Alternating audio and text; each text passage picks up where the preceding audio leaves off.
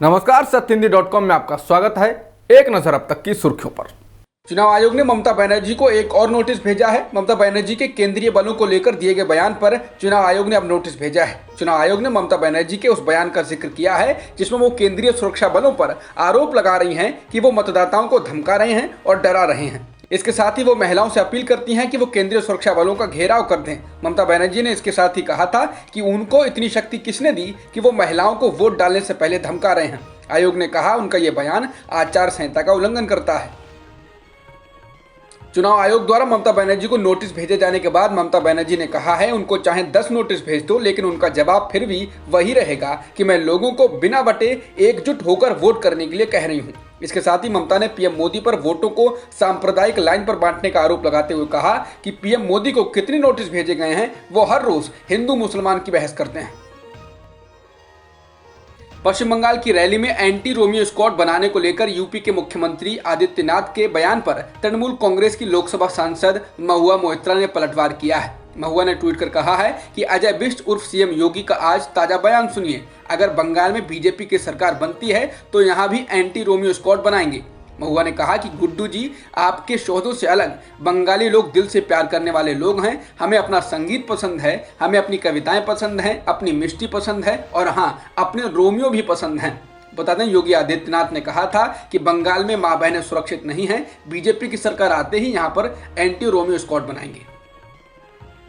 देश में इफ्को द्वारा खाद के दाम में भारी इजाफा करने की खबर के बाद अब इफ्को ने सफाई दी है। इफ्को ने कहा है कि वो पुराने रेट पर ही खाद बेचेगा।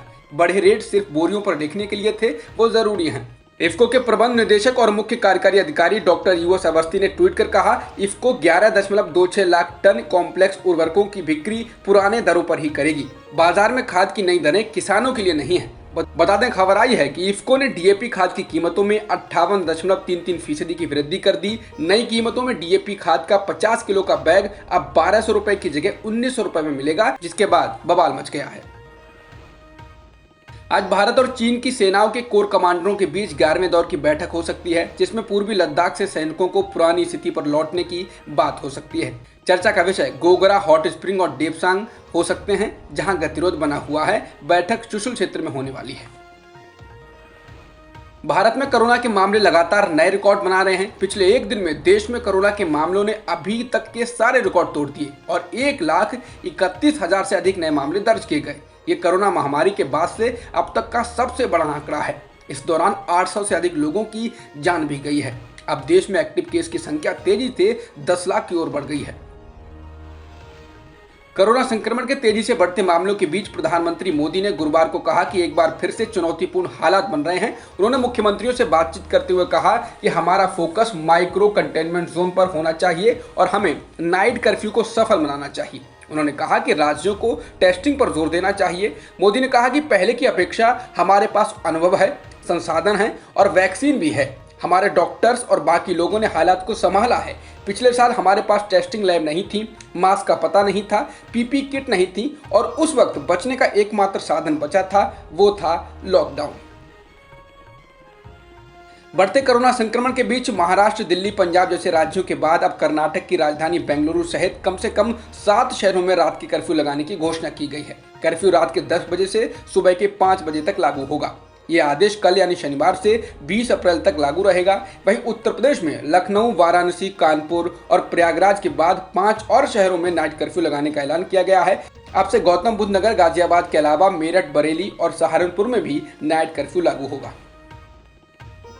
कोरोना के संक्रमण से करहा रही दिल्ली पर इसकी मार कम होने का नाम नहीं ले रही है। पिछले एक दिन में संक्रमण के मामलों में जबरदस्त उछाल आया है और यह आंकड़ा 7,437 तक पहुंच चुका है। इस दौरान 24 लोगों की मौत भी हुई है।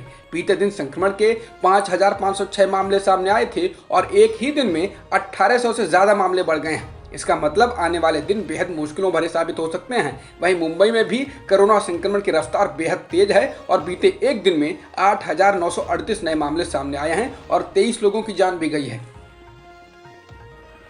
दिल्ली में बेतहाशा बढ़ते कोरोना संक्रमण के मामलों के बीच सरगंगाराम अस्पताल में कम से कम 37 डॉक्टर कोरोना पॉजिटिव पाए गए हैं। इसमें से 32 को हल्के लक्षण हैं और उन्हें घर पर आइसोलेशन में रखा गया है, जबकि 5 लोगों को अस्पताल में भर्ती कराया गया है। रिपोर्ट के अनुसार अधिकतर ने कोरोना वैक्सीन लगवाई थी। अमेरिकी राष्ट्रपति जो बाइडेन ने पूर्व राष्ट्रपति ट्रंप के फैसले को पलटते हुए फलस्तीनियों को $235 मिलियन की सहायता फिर से बहाल करने की योजना बनाई है। इसमें से 2/3 धनराशि फिलिस्तीनी शरणार्थियों के लिए संयुक्त राष्ट्र की एजेंसी को दी जाएगी, जो 2018 में $360 मिलियन की फंडिंग रोके जाने के बाद से वित्तीय संकट का सामना कर रही है। इस सहायता पैकेज से फिलिस्तीनियों को भोजन, साफ पानी के अलावा बाकी मूलभूत सुविधाएं मुहैया कराने में मदद की जाएगी। अब तक की खबरों में इतना ही। बाकी खबरों के लिए बने रहिए सत्यहिंदी.com के साथ।